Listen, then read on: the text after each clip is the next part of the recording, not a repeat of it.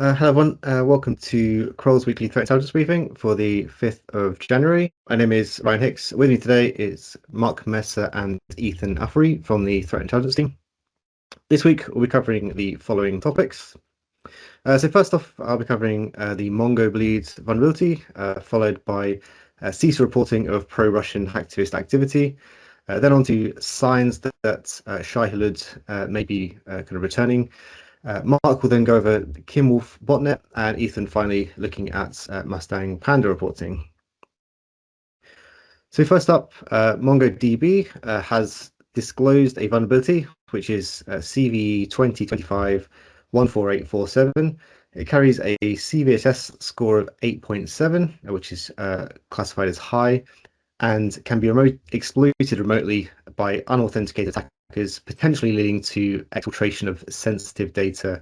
A proof of concept was released publicly on December 26th, 2025, and the vulnerability has since been added to the CISA known exploited vulnerabilities database, although full details of exploitation are still kind of being figured out, and we're kind of continuing to monitor and will report on any kind of findings. Census did report at the time approximately 87,000 potentially vulnerable instances worldwide. A full list of the affected versions shown there on the slide. And recommendations wise, administrators of affected products should upgrade immediately. The vendor did note that MongoDB Atlas instances, which is their cloud version, have been upgraded automatically. So action is only required here for self-hosted instances of MongoDB.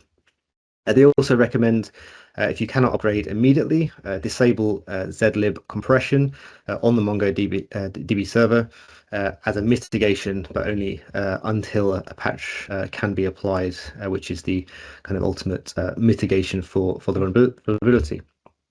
As I mentioned, continue to monitor. If there's any kind of further details of exploitation, we'll report accordingly.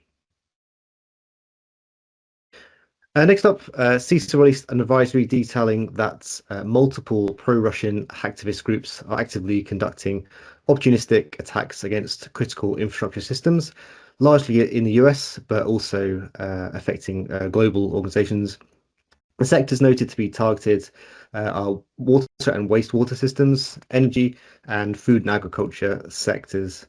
The attacks exploit basic weaknesses rather than using any sort of highly sophisticated techniques, largely taking advantage of minimally secured internet-facing systems, particularly targeting exposed VNC connections, as well as low secured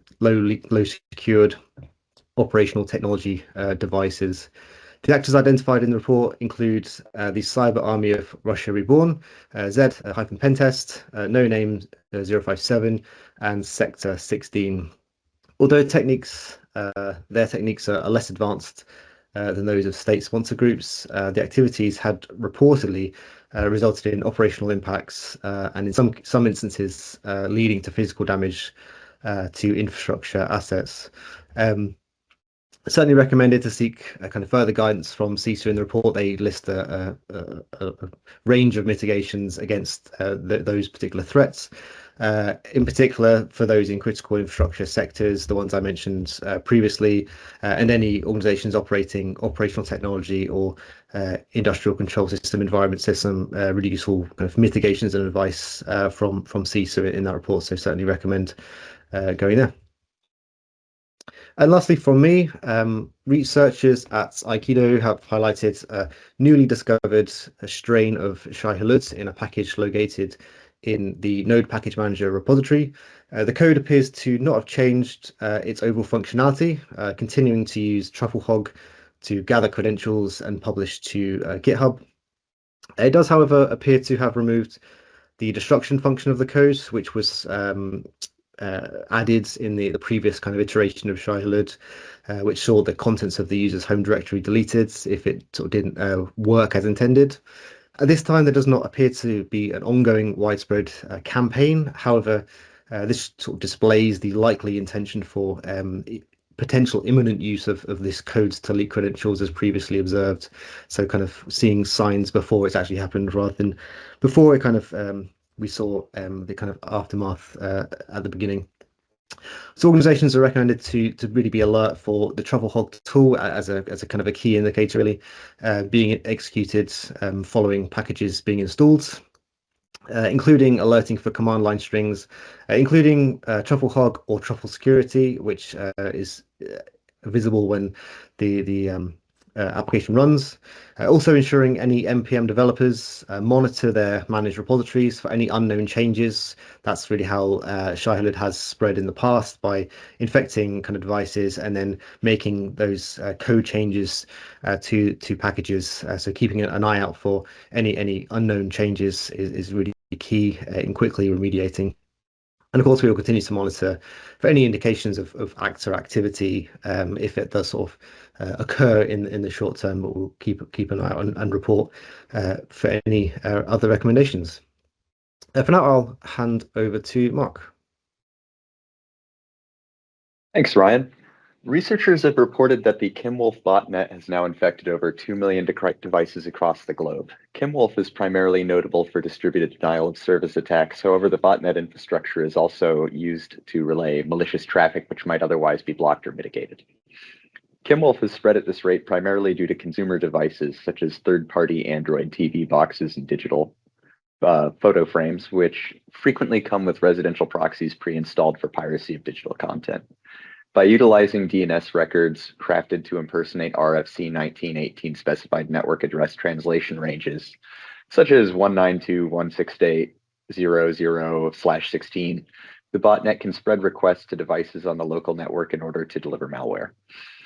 Furthermore, KIMWOLF has been frequently delivered via exploitation of Android Debug Bridge, aka ADB, a feature which is enabled by default on many of the devices tested by security researchers.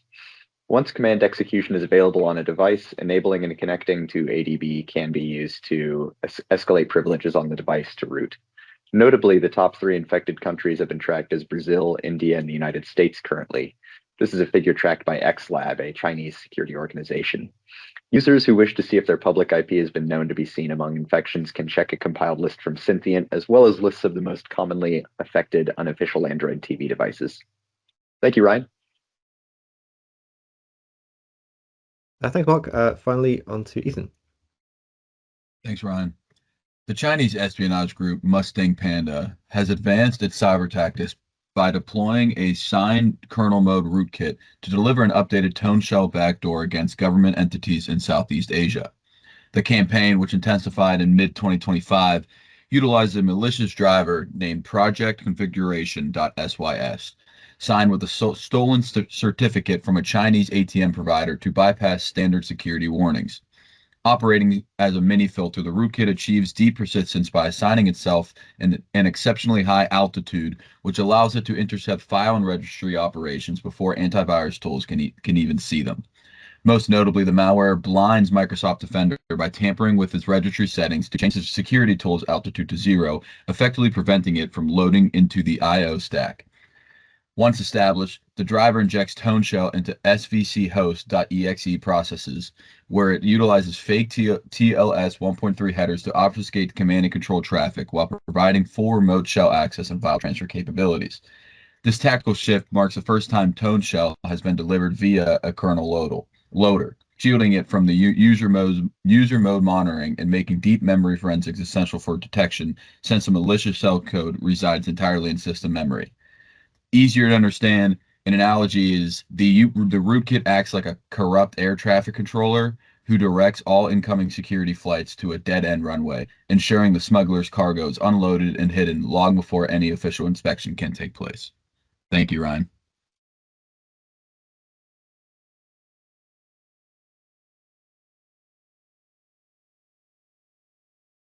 Thank you, Ethan.